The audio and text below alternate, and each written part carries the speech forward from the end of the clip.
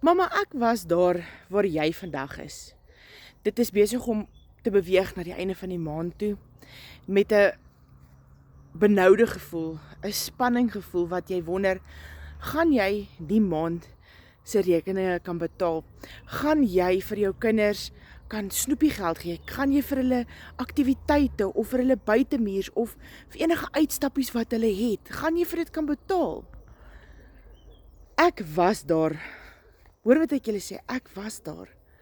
Maar ek het 'n keuse gemaak om dit te verander. En ek gaan jou verduidelik hoe. Ek het vir my die Legacy Builder plan gekoop. Dis 'n blueprint. Dit werk. Dit is 'n 100% wins deur 2 ure 'n dag te werk. En as ek sê 2 ure 'n dag, al werk jy 'n 8 tot 5 werk. Ek is 'n kleuterskooljuffrou. Ek werk van vroeg tot laat in die middag.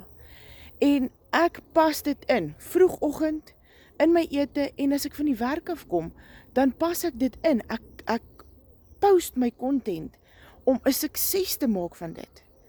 Nie vir my nie, maar vir my kinders. Want ek verdien in dollars.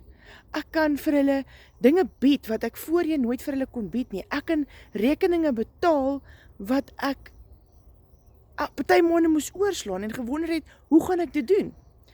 Jy kan 'n verskil maak. Jy kan deur net ja te kom het. En ek wil jou graag help om dit te doen.